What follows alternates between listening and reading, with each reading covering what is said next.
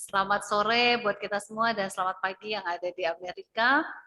Senang sekali kita boleh bertemu kembali dengan acara PGSSI dan kita akan membahas tentang pelajaran sekolah sahabat kita dengan narasumber yang rutin yaitu Pendeta Dr. Jonathan Kuntara.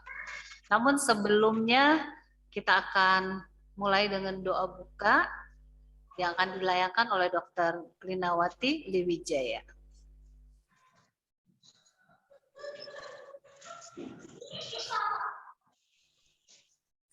Sekarang kita berdoa. Ya, silakan Dok. Mari kita berdoa. Bapa yang bertahta di dalam kerajaan surga, kami puji nama Tuhan atas segala berkat-berkat yang Tuhan telah berikan pada kami. Berkat kesehatan, di mana kami bisa berkumpul kembali untuk mendengar pembahasan pelajaran sekolah sahabat yang begitu baik pada sore hari ini dan pagi hari ini di Amerika. Terima kasih Tuhan atas kesempatan ini. Kiranya Tuhan yang memberkati Pendeta Kuntaraf yang akan membahas akan pelajaran ini, dan begitu juga Ibu Peggy yang akan menjadi moderator. Kami juga berdoa bagi perangkat dan semuanya yang bertugas agar pelajaran yang kami pelajari ini tidak terganggu, tetapi kami dapat mengerti dan dapat dibagi di kelas masing-masing pada hari Sabatmu yang suci ini. Berkati semua partisipan yang mengikuti akan acara ini Tuhan, dan terima kasih atas kesempatan ini. Semua acara ini kami serahkan di dalam nama Tuhan Isa Juru Selamat kami. Amin. Amin. Amin. Terima kasih Dr. Glinawati. Dan selanjutnya langsung saja karena waktunya tidak panjang, ada Pendeta Dr. Jonathan Kuntara sebagai narasumber kita. Pendeta silakan. Ya. Baik, terima kasih Ibu Peggy. Terima kasih Dr. Glinawati. Ini jam 5 pagi di Southern Pine, North Carolina. Ya. Baik, kita akan belajar satu pelajaran yang sangat penting ya, sehubungan dengan buku ulangan ya dalam Perjanjian Baru ya.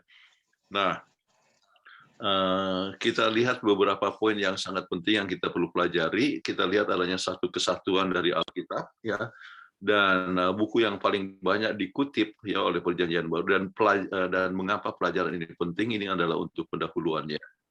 Kesatuan Alkitab ya, penulis Alkitab biasa mengutip tulisan lain, menunjukkan pimpinan roh dalam mengutip ya.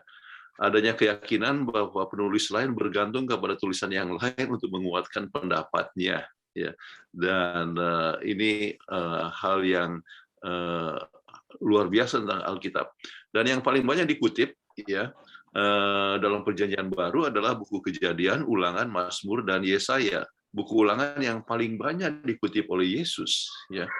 Nah, alasan buku ulangan sering dikutip kenapa? Sebab dalam bentuk khotbah general, kemudian nada pengajarannya dan ajaran teologianya, yang kita bisa lihat juga ajaran teologianya adalah adanya satu keseimbangan atau penekanan tentang anugerah ya, atau kasih karunia ya.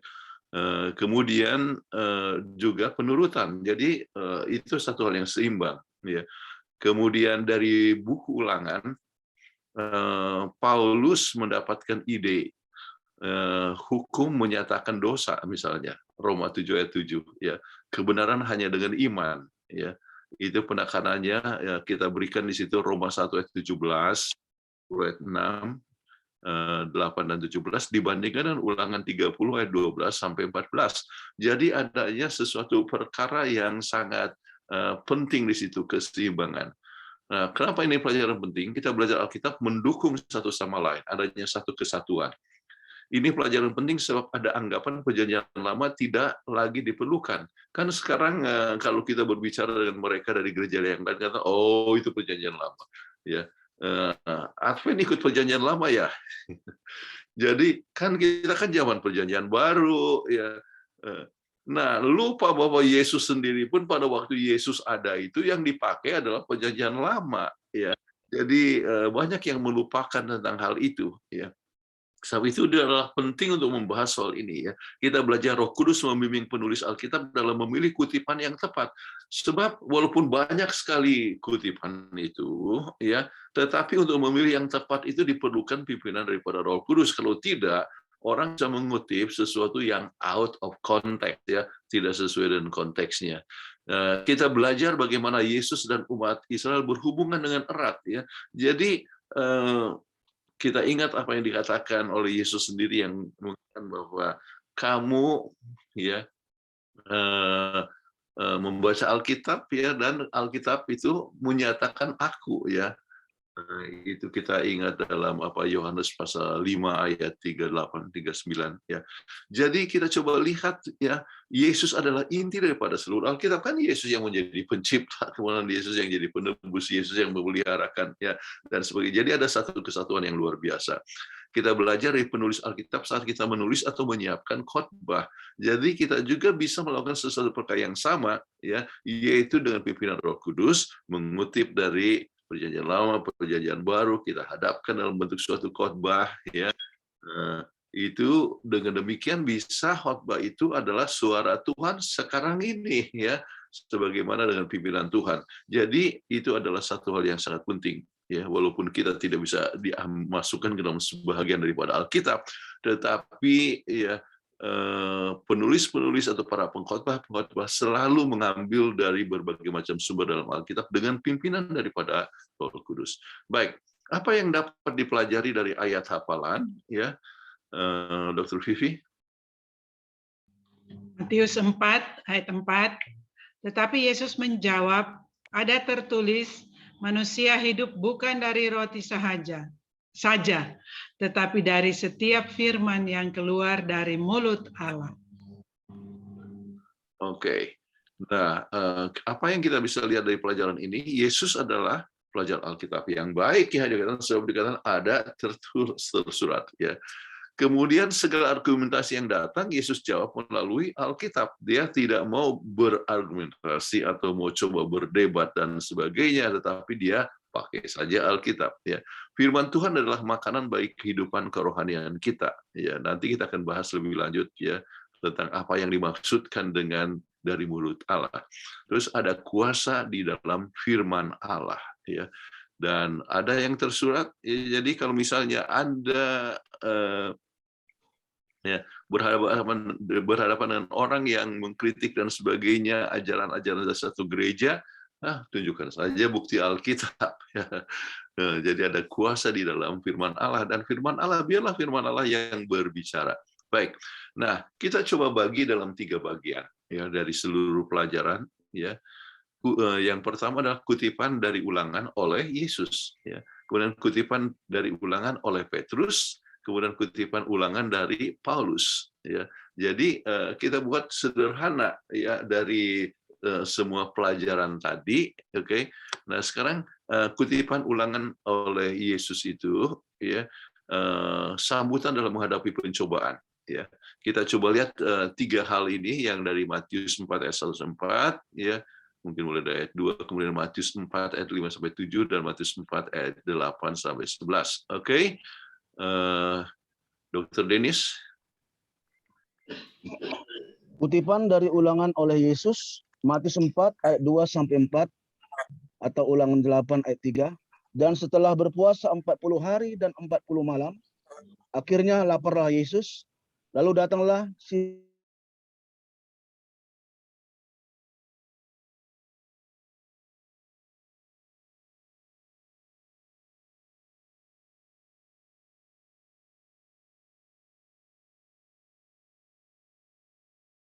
Oke, terima kasih. Kemudian kita lihat yang berikut ya, Dr. Vivi. Matius 4 ayat 5-7 atau Ulangan 6 ayat 16. Kemudian iblis membawanya ke kota suci dan menempatkan dia di bubungan bait Allah. Lalu berkata kepadanya, jika engkau anak Allah, jatuhkanlah dirimu ke bawah, sebab ada tertulis, mengenai engkau, ia akan memerintahkan malaikat-malaikatnya, dan mereka akan menatang engkau di atas tangannya, supaya kakimu jangan terantuk kepada batu. Yesus berkata kepadanya, Ada pula tertulis, janganlah engkau mencobai Tuhan Allahmu. Oke, terima kasih. Ya. Kemudian kita lihat Matius 4 ayat 8 sampai Matius 4 ayat 8 sampai 10 atau Ulangan 6 ayat 13. Dan iblis membawanya pula ke atas gunung yang sangat tinggi dan memperlihatkan kepadanya semua kerajaan dunia dengan kemegahannya dan berkata kepadanya, semua itu akan kuberikan kepadamu jika engkau sujud menyembah aku. Maka berkatalah Yesus kepadanya, enyalah iblis, sebab ada tertulis, engkau harus menyembah Tuhan Allahmu dan hanya kepada Dia sajalah engkau berbakti. Oke, terima kasih.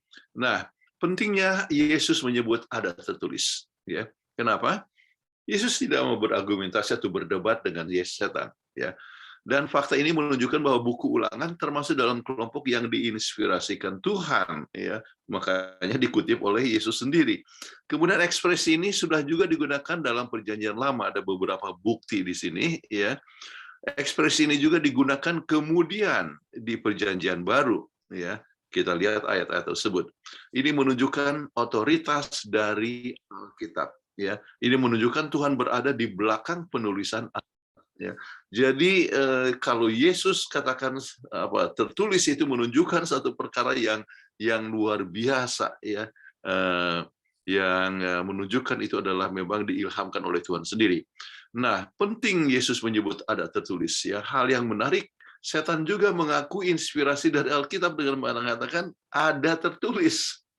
Ya, kan dia gunakan kata ada tertulis, ya. Ya. Bedanya apa? Yesus berpusat kepada Tuhan, ya. Ya. Hanya Dia yang patut disembah. Setan berpusat kepada mujizat, ya, dan Tuhan tidak penting di dalam teologi setan, ya. Dan ini menunjukkan bahwa mungkin orang mengetahui Alkitab dengan baik, namun melalaikan dan menolak Tuhan yang memberikan inspirasi penulisan Alkitab. Ya, banyak sekali orang-orang gereja-gereja yang mengenal akan Alkitab dan sebagainya, tetapi ya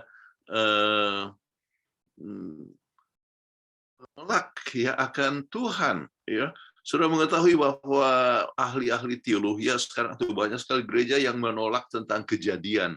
Tidak mungkin itu kejadian, itu adalah literal dan sebagainya, ya. Dan mereka adalah ahli-ahli teologi, ahli-ahli Perjanjian Lama dan sebagainya, ya. Jadi itu adalah satu perkara yang sangat ya menyedihkan. Oke. Yesus mengutip dari Perjanjian Lama, ya, dalam doanya, dalam khotbahnya, dalam ajarannya, bahkan di kayu salib, ya. Bayangkan dikatakan, ya, Eloi, Eloi, lama sabachthani. Ya, Tuhan, Tuhan, mengapa engkau meninggalkan aku? Itu kan kutipan dari buku Mazmur 22, ya. Iya, Mazmur 22. Oke. Jadi setelah kebangkitannya menunjukkan Perjanjian Lama mempunyai otoritas, ya, yang penting, makanya sampai harus dikutip. Oke. Kita lihat kepada kutipan Ulangan, artinya bagian yang ke B, dalam mengukuhkan kebenaran. Kemudian Matius 22 ayat 37, ya.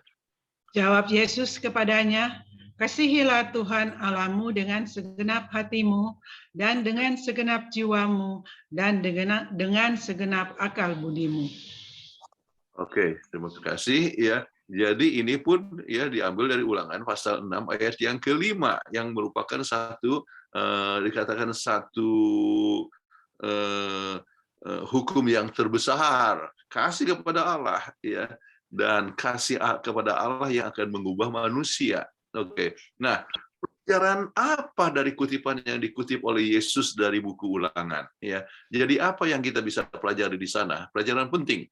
Sesuai dengan bahasa Ibrani, kalimat manusia hidup bukan dari roti saja, tapi dari setiap firman yang keluar dari mulut Allah, seharusnya berbunyi, manusia akan hidup dari semua yang keluar dari mulut Tuhan. Ya. Nah, yang keluar dari mulut Tuhan termasuk apa? Penciptaan manusia, kan? Memang manusia kan diciptakan dari mulut Tuhan. Ya. Ya.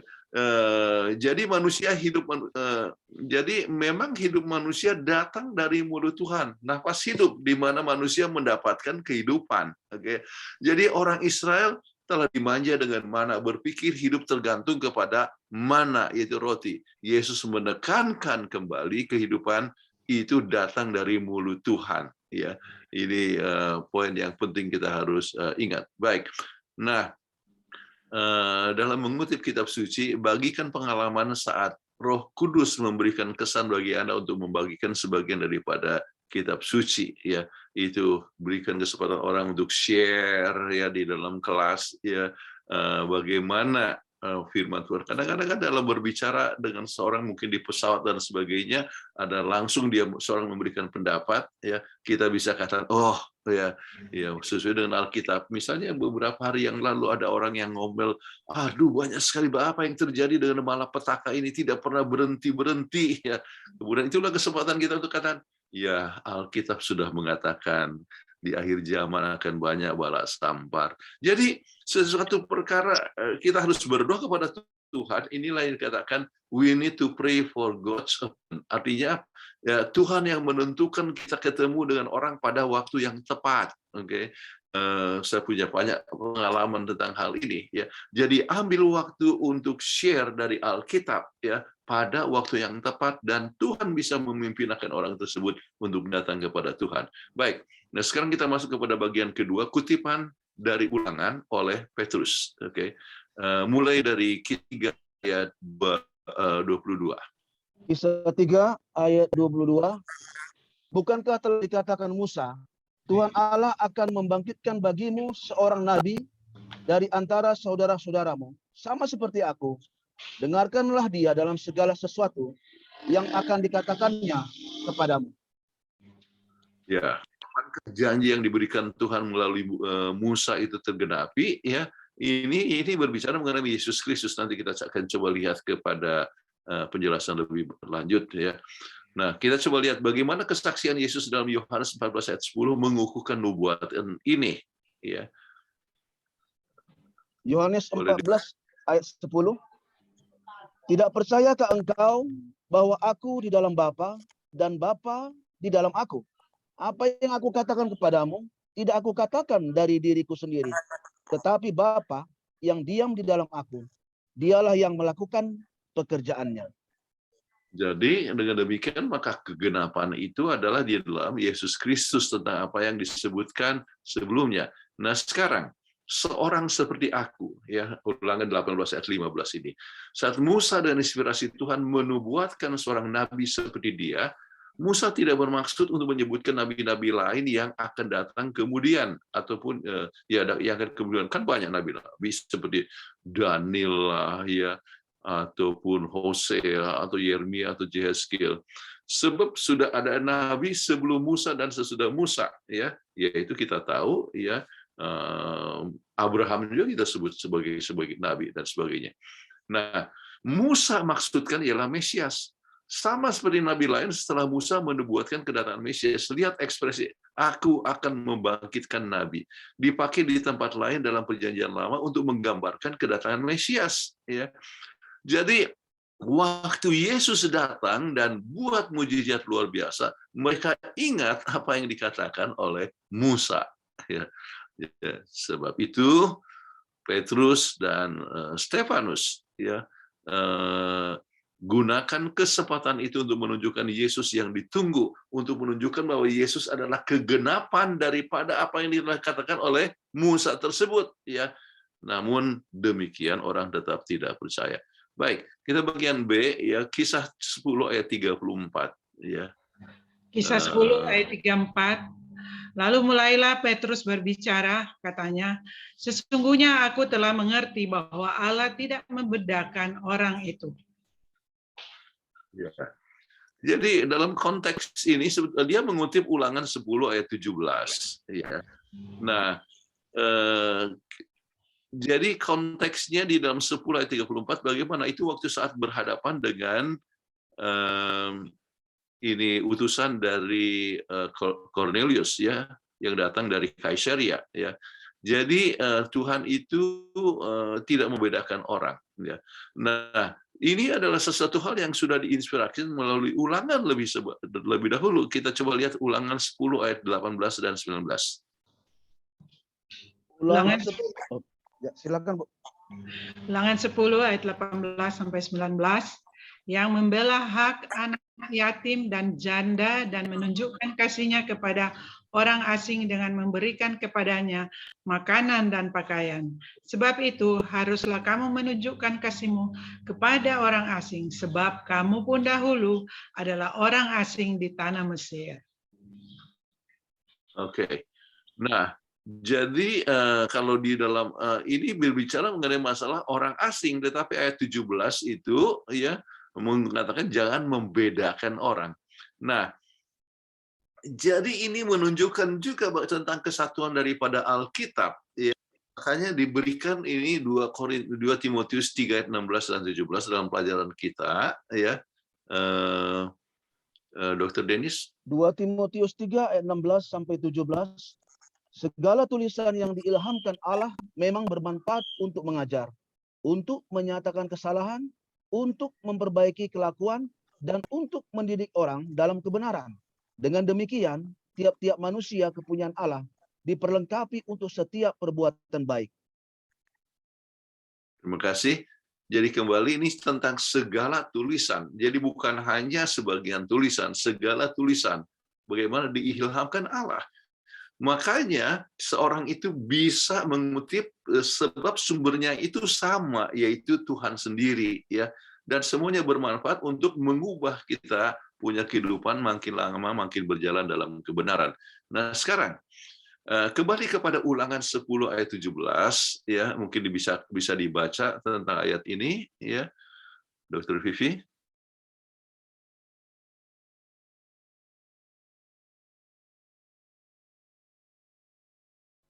Silakan Dr. Vivi. Ya, sebab Tuhan Allahmu, Allah segala Allah dan Tuhan segala Tuhan, Allah yang besar, kuat dan dahsyat, yang tidak memandang bulu ataupun menerima suap. Jadi ayat intinya itu Ulangan 10 ayat 17, ya, Tuhan itu tidak memandang bulu, ya. Kemudian di dalam Roma 2 ayat 11, sebab Allah tidak memandang bulu, ya. Galatia 2 ayat 6, sebab Allah tidak memandang muka, ya. Efesus 6 ayat 9, Tuhan kamu ada di surga dan Ia tidak memandang muka, ya. Kolose 3 ayat 2, Tuhan tidak memandang orang, ya. Jadi itu satu hal yang sangat isinya semua sama. Nah, sekarang pertanyaannya, mengapa penggambaran Ulangan 10 ayat 17 sangat dikenal dalam tulisan Paulus, ya? Maka kita lihat hubungannya dengan bagaimana Galatia 3 ayat 26 dan sampai 38 yang mengukuhkan ini, ya. Sebab daripada Paulus itu adalah kepada orang kafir, ya, dan banyak orang-orang Yahudi yang menentang. Maka itulah sebabnya Paulus menekankan, ya, bahwa Tuhan tidak membedakan orang, ya. Jangan kita pikir bahwa orang Yahudi itu lebih benar daripada orang kafir, ya. Kalau orang kafir itu sudah datang kepada Tuhan. Dan itu pelajaran penting juga untuk kita, jangan merasa bahwa kita itu lebih baik daripada orang lain sebab kita adalah orang Advent, ya, sudah menurut Sabat dan sebagainya. Kita harus ingat bahwa ada juga umat Tuhan di tempat yang lain, ya, dan tugas kita lah untuk mengabarkan pekabaran yang benar. Baik, apa yang dikatakan dalam Galatia 3 ayat 26 sampai 28? Galatia 3 ayat 26 sampai 28. Sebab kamu semua adalah anak-anak Allah karena iman di dalam Yesus Kristus. Karena kamu semua yang dibaptis dalam Kristus telah mengenakan Kristus. Dalam hal ini tidak ada orang Yahudi atau orang Yunani, tidak ada hamba atau orang merdeka, tidak ada laki-laki atau perempuan, karena kamu semua adalah satu di dalam Kristus Yesus. Jadi kita semua adalah satu, tidak ada perbedaan, ya. Apakah seorang itu datang dari Ratahan atau dari Siborong-borong, ya. Apakah orang itu dari Kupang ataupun dari Papua ataupun dari Jakarta, ya. Kita semua adalah sama, ya. Kita adalah umat Tuhan. Itulah sebabnya kita perlu selalu ingat bahwa kita semua ini adalah bersaudara. saudara. Oke, nah Galatia 3:10 apa yang dikatakan di sana? Galatia 3 ayat 10, karena semua orang yang hidup dari pekerjaan hukum Taurat berada di bawah kutuk, sebab ada tertulis, terkutuklah orang yang tidak setia melakukan segala sesuatu yang tertulis dalam kitab hukum Taurat. Kemudian Nah, Ulangan Ulangan 27 ayat 26, terkutuklah orang yang tidak menepati perkataan Tuhan, perkataan hukum Taurat ini dengan perbuatan, dan seluruh bangsa itu haruslah berkata, amin. Nah, penekanan apa yang Paulus buat di sini ya? Seakan-akan dikatakan kalau kita itu menurut itu apa namanya?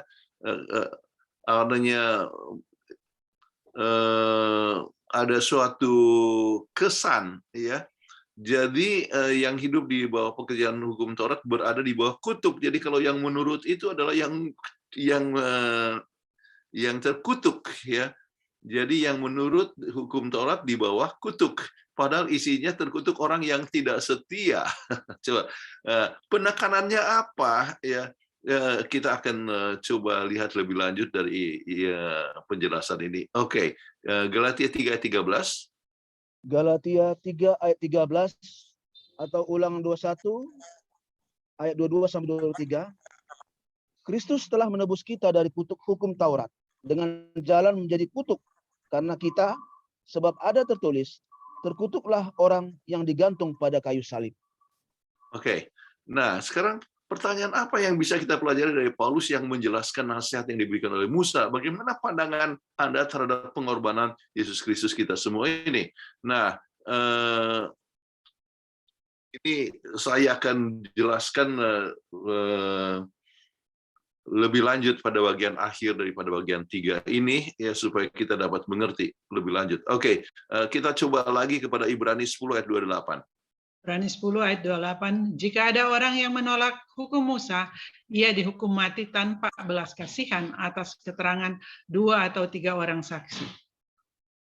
Dan kita tahu pemimpin Yahudi gagal dalam mengikuti nasihat ini ya, mengadili. Bagaimana gagalnya bisa dibacakan misalnya dari Markus 2:14 ayat 15 sampai 56.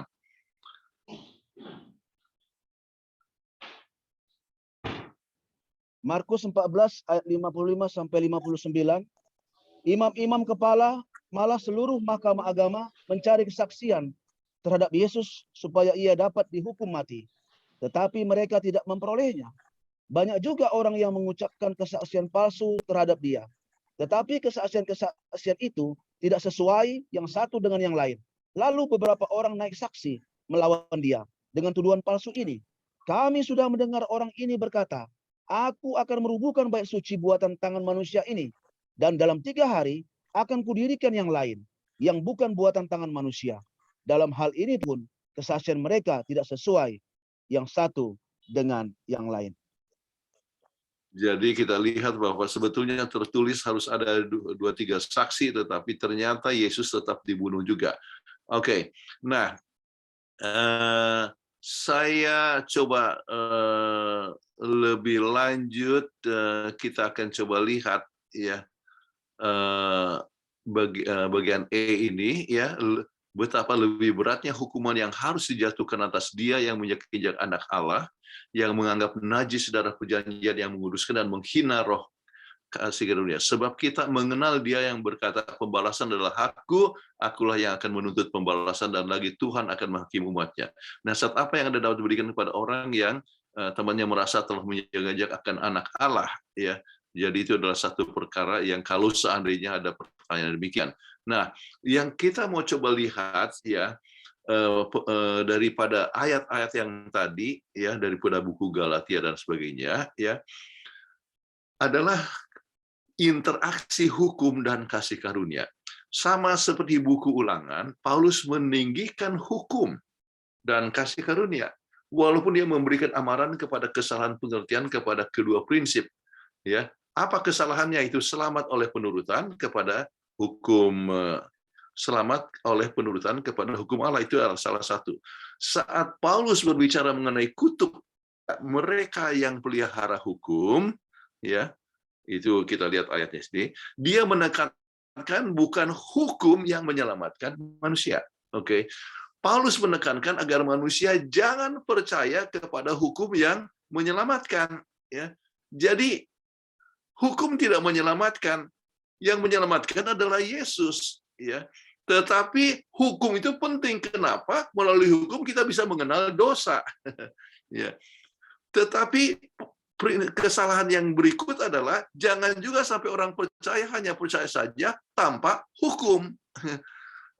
Jadi kembali kepada banyak orang melakukan kesalahan bahwa oleh sebab kita menurut bahwa kita di bawah kutuk, itu justru, ya, orang yang mengenal kasih karunia Allah haruslah orang yang mempunyai penurutan kepada Tuhan. Baik. Dan ada kutipan, Peggy boleh tolong baca ini kutipan, ya. Oh, saya sumbernya saya ganti, nanti saya akan ganti, ya. Ini dari Patriot and Prophets, ya. Tetapi isinya, ya, boleh tolong baca. Tidak seorang pun kecuali Kristus yang bisa menebus manusia yang sudah jatuh dari kutuk hukum Taurat dan membawa manusia itu dalam hubungan selaras dengan surga. Kristus yang telah meletakkan dalam dirinya kesalahan dan rasa malu dari dosa-dosa yang sangat menentang Allah yang kudus, sehingga hal itu harus memisahkan Bapa dan Anaknya. Oke, jadi hanya Yesuslah, ya, menebus orang yang sudah jatuh dari kutuk hukum Taurat. Kenapa dikutuk dari hukum Taurat? Sebab mereka melanggar, ya, tidak setia, makanya disebutkan di bawah kutuk, ya. Tetapi dengan kuasa Yesus kita akan bisa untuk menurut akan hukum Tuhan. Jadi banyak orang yang salah mengerti dalam hal ini. Oke, kesimpulan, ya, yang kita harus ingat ialah belajar buku Ulangan dari perspektif buku Ulangan menyediakan teologi yang komprehensif dan seimbang. Kita belajar kebutuhan akan firman Allah yang untuk kita yang hidup sekarang ini. Kita akan menghargai prinsip ada tertulis dan kebutuhan vital akan firman Allah. Ingatlah, tanpa Tuhan kita tidak berdaya. Tanpa Tuhan kita tidak akan bisa menurut. Kita perlu firman Tuhan setiap hari. Makanya kita perlu renungan, ya, pagi, dan kita senang juga berpartisipasi untuk menyediakan renungan malam. Sudah banyak renungan pagi, ya. Kita berikan renungan malam seiman, misalnya, supaya kita bisa merenungkan akan firman Tuhan. Oke. Buku Ulangan dari kacamata Perjanjian Baru memberikan pengertian tentang interaksi antara hukum dan kasih karunia dan menyesuaikan hubungan kita dengan Allah yang adil dan mengasihi. Jadi itulah sifat Allah, just, adil. Yang melanggar harus dihukum, tetapi dia punya kasih, ya, yaitu mengampuni, ya. Dan dengan kasih sayang Tuhan, kalau kita merenungkan kasih sayang Tuhan, kita ingin untuk menurut. Oke, baik, kita akan percaya kepada nubuat tentang Mesias, ya. Kenapa? Sebab Perjanjian Lama memberikan konfirmasi kepada Perjanjian Baru memberikan konfirmasi kepada Perjanjian Lama. Salah ketik lagi. Oke, semua penulis Perjanjian Baru termasuk Yesus melihat Perjanjian Lama sebagai kitab yang punya otoritas sehingga layak untuk dikutip. Oke. Jadi kalau Yesus dikutip, kenapa kita tidak kutip? Jadi banyak orang yang katakan bahwa Perjanjian Lama tidak berlaku lagi. Salah besar, ya. Itu diinspirasikan Tuhan. Oke, kita harus lihat Alkitab sebagai kesatuan. Itulah poin kelima. Kita harus melihat Alkitab sebagai satu kesatuan. Firman Allah yang diberikan Allah kepada kita masing-masing. Oke, aplikasi yang sangat penting. Mengapa sangat penting untuk menyimpan firman Allah di dalam hati kita? Kita lihat kalau dalam buku Mazmur 119 ayat 11, ya, kira apa? Firman-Mu ku simpan di hatiku supaya aku jangan berdosa kepadamu. Ya.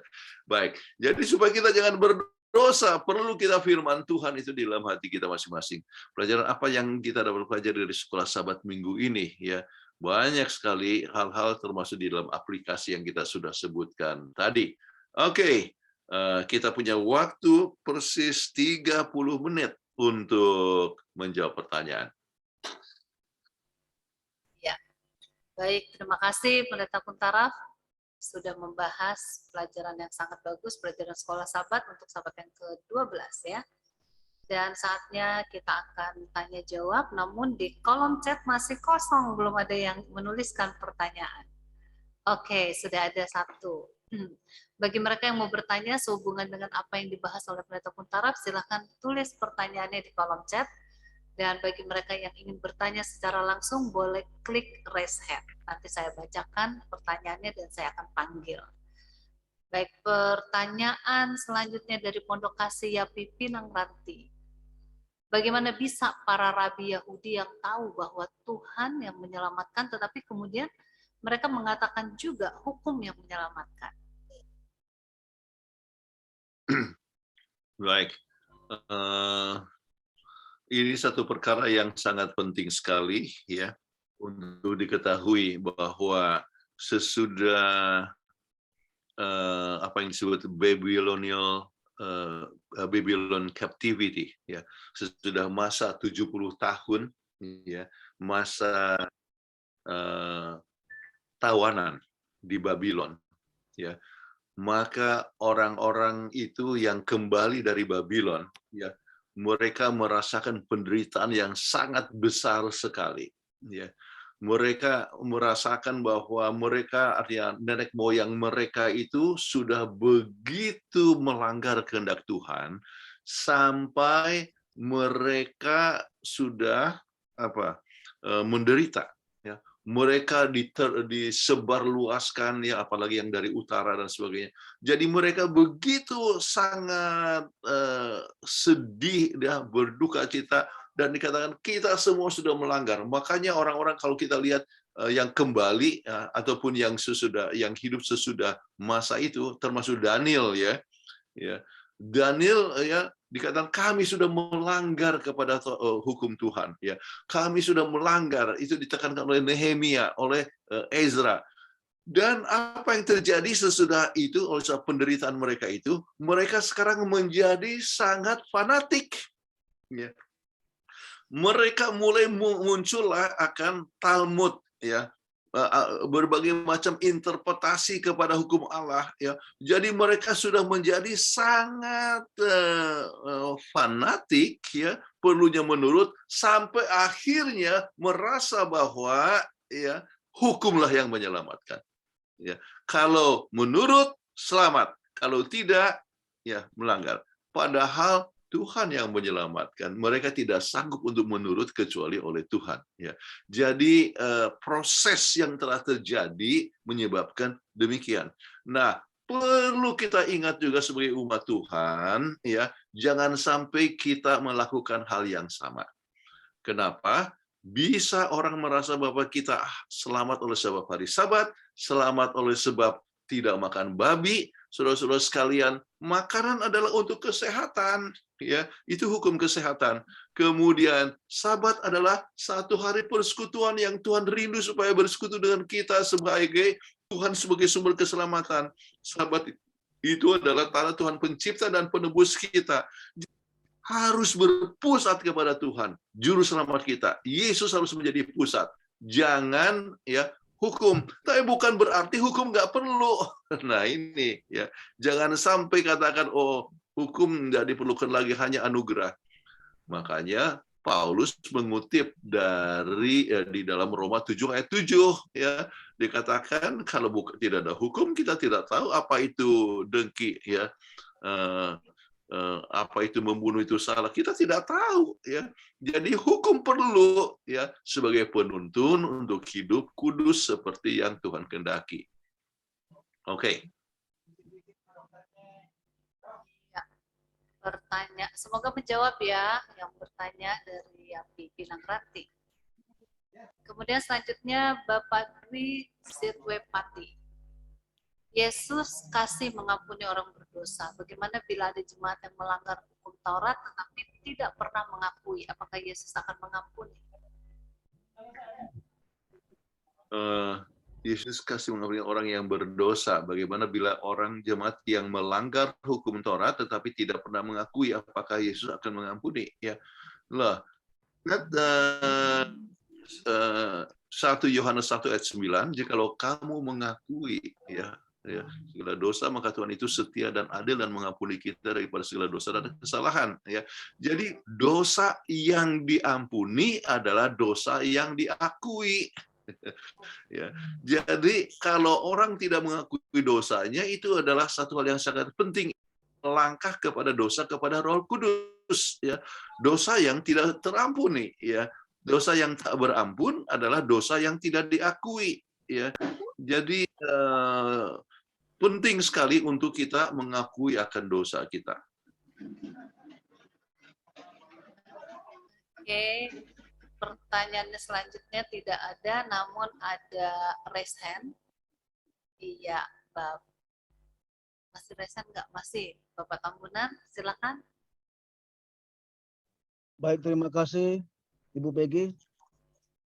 Selamat pagi ya Pak Pendeta Kuntarap. Ya, selamat malam di Bengkulu. Apa kabar, Dr. Finis? Baik, sehat selalu Pak Pendeta. Maaf, ini videonya agak ada gangguan sedikit, jadi saya tidak bisa tampilkan. Tapi bisa terbaik, Anda cukup ganteng. Terima kasih Pendeta. Pertanyaan saya, ini ada kata yang luar biasa ini, kata ada tertulis. Jadi ada tertulis ini seperti satu kalimat yang sangat mujarab, bisa dikatakan sangat ajaib. Namun di dalam prakteknya yang diperhatikan oleh Tuhan Yesus ini agak susah kita terapkan. Ada 3 pencobaan yang dilakukan oleh iblis kepada Tuhan kita Yesus. Yang pertama, segi makanan. Kemudian yang kedua, kesombongan, ya, artinya jatuhkan dirimu. Nanti malaikat yang menatang. Kemudian yang ketiga, kemewahan dunia. Kalau engkau mau mendapatkan semua ini, sembah aku. Tapi semua itu dijawab oleh Tuhan Yesus melalui kata-kata ada tertulis. Nah, Pendeta, saya atau mungkin pada dasarnya para pelajar Alkitab ingin berusaha untuk mengingat-ingat kalimat-kalimat yang di dalam Alkitab dengan cara berusaha untuk menghafal begitu. Sehingga pada saat kita menghadapi satu pencobaan, selalu ada ingatan bagi kita dalam firman Tuhan ada tertulis. Nah, bagaimana caranya Pendeta supaya kita bisa mengembangkan teknik yang dilakukan oleh Tuhan Yesus ini di dalam kehidupan kita sehari-hari, sehingga bisa mengalir dengan begitu saja pada saat kita mengalami pencobaan, timbul kalimat-kalimat yang di dalam Alkitab itu, sehingga bisa menguatkan iman percaya kita pada saat kita menghadapi pencobaan. Terima kasih Pendeta. Ya, terima kasih. Pertanyaan sangat penting sekali, dan ingatlah apa yang dikatakan tadi ya. Firman-Mu kusimpan di hatiku, maka aku tidak akan berdosa kepadamu. Ya, jadi bagaimana caranya? Ya, kita harus simpan firman Tuhan, dan untuk menyimpan firman Tuhan tidak cara yang lain, kita harus membaca, merenungkan. Ya, ambil waktu untuk merenungkan akan Alkitab setiap hari. Renungkan ayat-ayat yang sangat bagus, dan kita coba hafal ya. Jadi ada istilah dalam buku Petrus yang disebut particles of divine nature, ya, itu menjadi bahagian daripada sifat ilahi. Bagaimana kalau firman itu sudah menjadi bagian kita, itu kita mempunyai sifat ilahi dalam hidup kita, ya. Jadi gunakan ayat, ya. Jadi pada saat ada penggodaan dan sebagainya, udah tertulis ya, tidak boleh begini ya, dan sebagainya. Jadi itulah yang dimaksudkan dengan perjanjian baru, yaitu Tuhan akan menaruh hukum itu di mana? Di hati kita, ya. Jadi kalau hukum itu sudah berada di hati kita, maka selamanya kita akan mau untuk menurut. Kita sudah lihat, wah ini pekerjaan masih banyak, tetapi sekarang sudah hari Sabat, ada tertulis kita akan hari Sabat dan supaya sucikan dia. Oh, kalau gitu lebih bagus kita berhenti daripada pekerjaan yang lain itu, ya, yang bisa dilakukan pada hari yang lain. Sekaranglah waktunya untuk buka Sabat dan sebagainya. Jadi firman Allah itu boleh berbicara kepada kita masing-masing, ya. Jadi caranya tidak ada cara yang lain kecuali kita menghafal, kita belajar atau membaca firman Allah, dan Roh Kudus akan menolong kita untuk mengingatkan ayat-ayat yang kita sudah pernah baca atau kita sudah pernah hafalkan. Terima kasih Pendeta. Ya. Baik. Selanjutnya tadi saya lihat ada yang resen Bapak Robi Tengor. Apa masih Pak Robi atau kepencet? Karena udah hilang lagi resennya. Ya. Pak Robi? Oke. Kalau tidak, pendeta di grup WhatsApp tadi ada pertanyaan.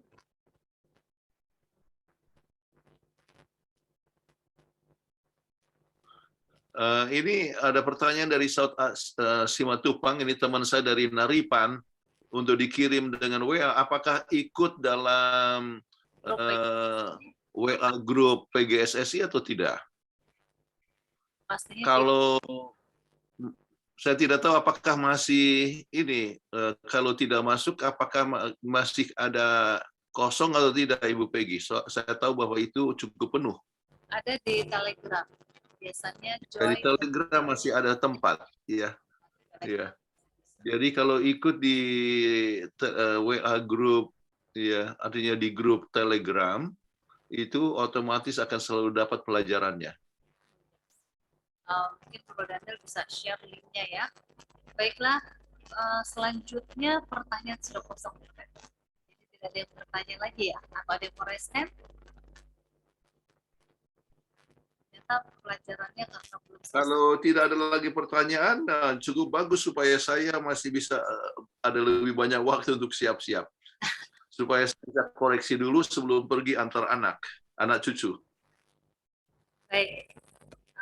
Apakah ada yang mau resen, mau bertanya, atau tulis pertanyaan di chat? Masih ada waktu. Kalau tidak, kita akan tutup pertemuan ini dan kita akan jumpa lagi pada minggu depan.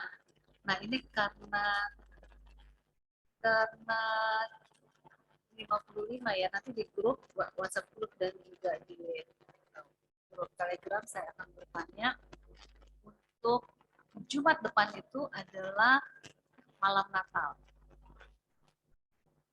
Gimana pendeta? Ya. Malam Natal Jumat depan itu pas malam Natal. Bagaimana PGSSI-nya tetap jam yang sama?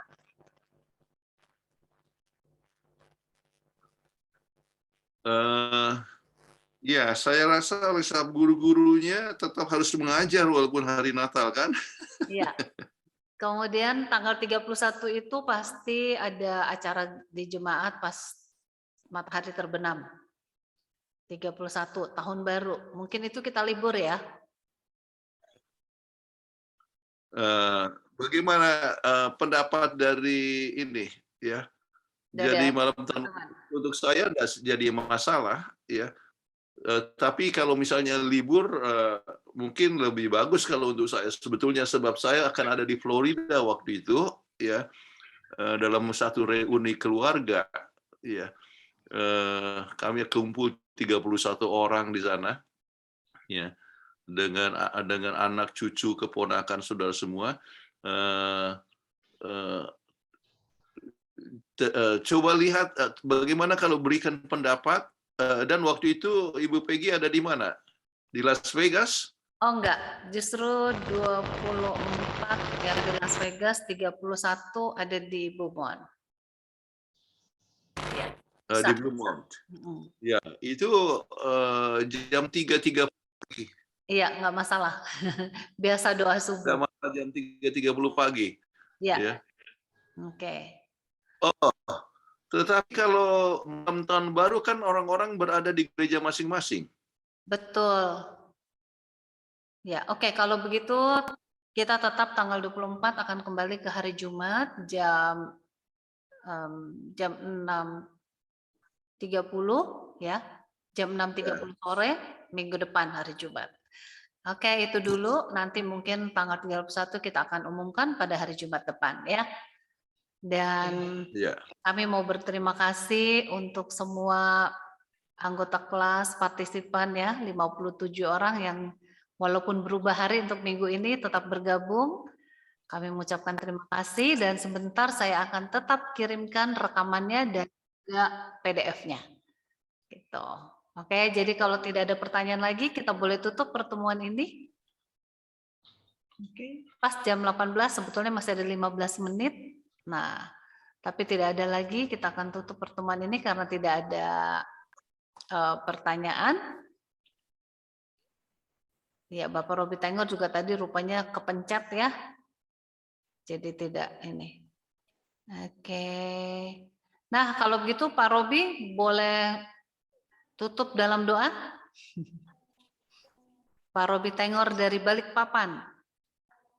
Nggak usah buka video juga tidak apa-apa Pak, silahkan Pak.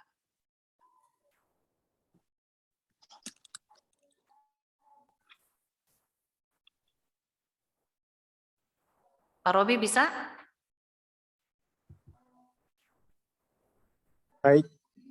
Baik, mari kita berdoa.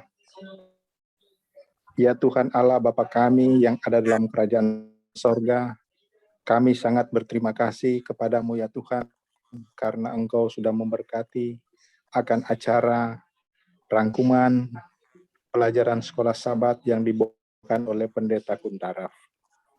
Kiranya tuntunan Roh Tuhan itu dapat menerangi dalam hidup kami sehingga kami boleh lebih mengerti dan kami boleh balikan kepada sesama kami manusia. Kami berdoa akan perkumpulan grup daripada PGSSI ini. Kiranya Tuhan memberkati Pendeta Kuntaraf, Ibu Peggy, dan semua anggota jemaat. Sehingga pada tanggal 24 lagi kami akan ketemu dalam acara ini. Terima kasih banyak Tuhan, inilah doa kami. Ampuni kami dari dosa dan kesalahan kami. Dalam nama Yesus kami berdoa. Amin. Amin. Amin. Terima kasih. Dan kepada kita semua, saya mengucapkan terima kasih kepada Pendeta Kuntara sebagai narasumber dan semua yang sudah hadir. Terima kasih untuk kehadirannya. Seperti janji saya akan kirimkan bahan ini. Terima kasih kepada Bapak Tambunan dan Dr. Vivi yang sudah membacakan ayat. Juga terima kasih tadi doa buka yang sudah dilayangkan oleh Dr. Glinawati Wijaya. Semua boleh unmute dan boleh mengucapkan salam terima kasih kepada Pendeta Kuntaraf atau kepada sesama. Silahkan. Terima kasih Pendeta Kuntaraf. Terima kasih Pendeta Terima kasih Pak Pendeta Kuntara. Terima kasih Terima kasih semua. Bapak Pendeta Kuntaraf. Tuhan Yesus memberkati. Terima kasih Bu Peggy. Tuhan berkati. Ana, Terima terima kasih kasih ya. Pendeta Kuntaraf. Ya, terima kasih. Ana, Oke. terima Peggy, kasih. sorry Pak telat. Hendra, terima kasih sudah hadir. Oke. Ya, kita Terima hitung. kasih Pendeta Kuntara. Terima Terima kasih. kasih. Terima Peggy. kasih Pastor semua, Terima Miss kasih. Peggy. Peggy udah di jalan kak, on the way. Ya, udah di rumah. Oke, kita hitung mundur ya. Ya, sambil lambaikan tangan. 5, 4, Bye bye. 3, 2, 1. Sampai jumpa.